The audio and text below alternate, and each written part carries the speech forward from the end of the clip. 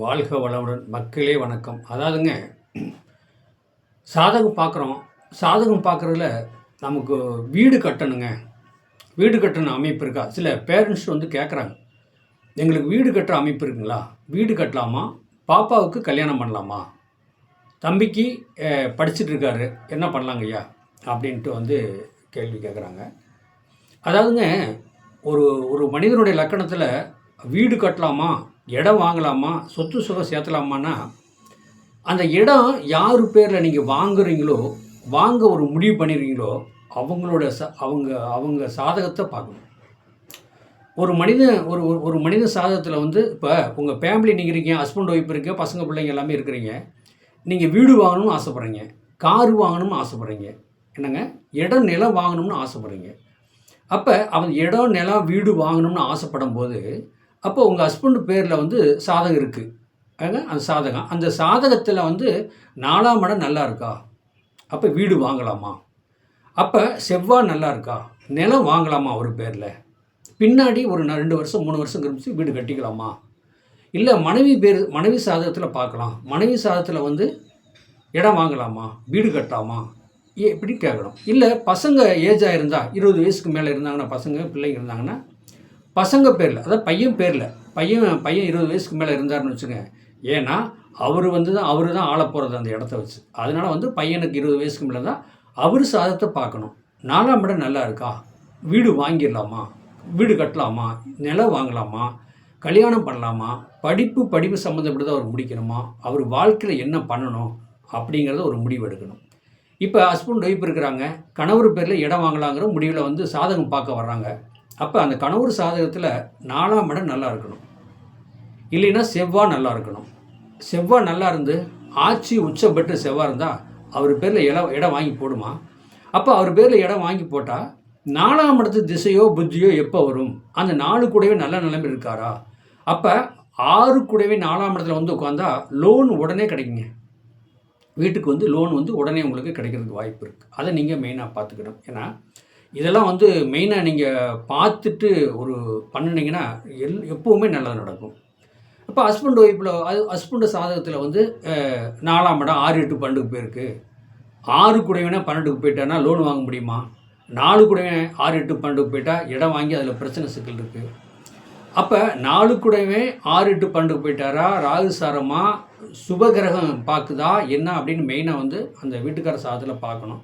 இது எல்லாமே சரியில்லாமல் இருக்குது அப்படின்னு சொன்னால் கோச்சுக்காதீங்க, உங்கள் ஒய்ஃப் பேரில் வாங்கிக்கிங்க அப்படிங்கிற மாதிரி சொல்லும்போது அவங்க சொல்கிறாங்க, இல்லைங்க ஒய்ஃபு பேரில் வாங்க முடியாதுங்க, அதுதான் லோன் அதுன்னு அலையிறனா சிரமமாக இருக்கும். இருந்தாலும் வந்து நாங்கள் பாப்பாவுக்கு வந்து மேரேஜ் பண்ணும்போது நகை எல்லாமே போட்டு நாங்கள் செட்டில் பண்ணிடுவோம். ஆனால் அம்மா பேரில் இருந்துச்சுன்னா 2 பேர்த்துக்கு பங்கெல்லாம் வரும்ல, என் பையன் பேருக்கு மட்டும் இருக்கணும் மாதிரி பார்க்கணும் அப்படின்னு சொல்லி அவர் சொல்லுவார். அப்போ உங்கள் பையன் சாதம் வந்து 20 வயசுக்கு மேலே இருந்தால் அவர் சாதத்தை கொடுங்க. அவர் சாதத்தில் வந்து 4ஆம் இடம் நல்லா இருக்கா, செவ்வாய் நல்லா இருக்கா, அப்போ ஆட்சி உச்சம் பெற்றதுன்னா நிலத்தை வாங்கி போடுங்க.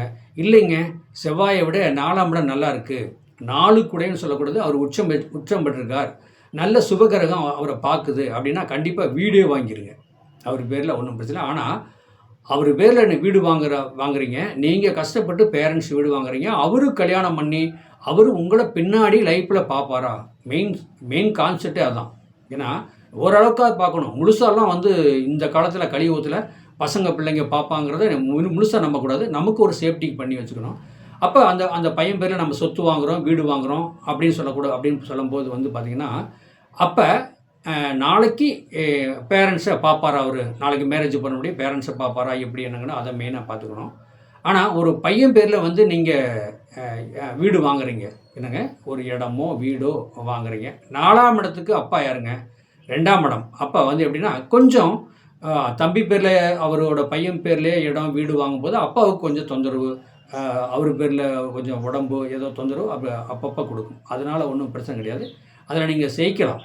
ஆமாம், இதே அம்மா பேரில் நல்லா இருக்குது, சாதகம் நல்லா இருக்குது, இடம் வாங்கலாம் வீடு வாங்கலாம் அப்படின்னு சொன்னாலே அப்போ அதுக்கு தகுந்த மாதிரி நம்ம கட்டத்தை பார்த்து என்ன திசை புத்தி ஓடுது, இவர் அம்மா பேரில் வீடு வாங்கினாலும் நாளைக்கு வந்து அம்மா மகன் பேரில் வந்து உயிர் எழுதி வச்சுக்கலாம். அந்த மாதிரி ஒரு எண்ணம் இருந்தாலும் இப்போ கணவர் சாதத்தில் சரியில்லாமல் இருக்குது, இடம் வாங்க முடியாது, அந்த மாதிரி பிரச்சனை இருக்குன்னு சொன்னால் எப்படி 4ஆம் இடம் 3, 8, 12க்கு போயிருக்கு.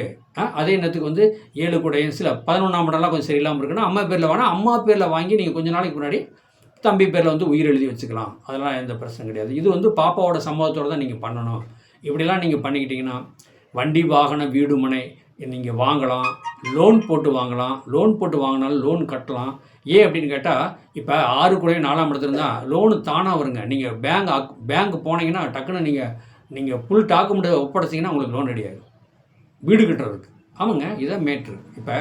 இப்போ 7ஆம் இடத்துக்கு என்னங்க, 7ஆம் இடம் 7க்கு 6 கூடயும் யாரோ அவன் போய் உட்காந்தாலும் சரி, இந்த லக்கணத்துலேருந்து 6 கூடயும் போய் உட்காந்தாலும் சரி, அந்த பிள்ளைக்கு நீங்கள் கல்யாண செலவு சம்மந்தப்பட்டதை லோன் வாங்கி தாங்க நீங்கள் கல்யாணம் பண்ணணும். லோன் வாங்குறத விட இதை வந்து பப்ளிக்கில் எது பண்ண முடியாது. என்னங்க கொஞ்சம் ஒரு அமௌண்ட்டு வாங்கி நீங்கள் மேரேஜ் பண்ணிக்கலாம். அந்த மேரேஜ் பண்ணினாலும் அந்த பொண்ணோட வாழ்க்கை சிறக்கும். அதே நேரத்துக்கு வந்து அந்த கடனை வந்து நீங்கள் ஈஸியாக கட்டி முடிச்சிடலாம். பையன் சாதகம் இருந்தாலும் சரி, பிள்ளை சாதகம் இருந்தாலும் சரி, ஒரு பிள்ளையோட சாதகத்துக்கு 7ஆம் இடத்துக்கு 6 கூடவே 7ல் வந்தாலும் சரி, அந்த மாதிரி ஒரு அமைப்பு இருக்குது. வாய்ப்பு நிறையா இருக்குது. வாழ்க்கை வளமுடன். என்னிடம் நீங்கள் சாதகம் பார்த்து தெரிஞ்சுக்கணும்னா கண்டிப்பாக என்னுடைய ஃபோன் நம்பர் வரும். நீங்கள் அதில் கூப்பிட்டு வாட்ஸ்அப்பில் சாதகம் அனுப்புங்க. உங்களுக்கு தெளிவான சாதகம் சொல்லி தெளிவாக உங்களை ரன் பண்ண முடியும். வாழ்க வளமுடன்.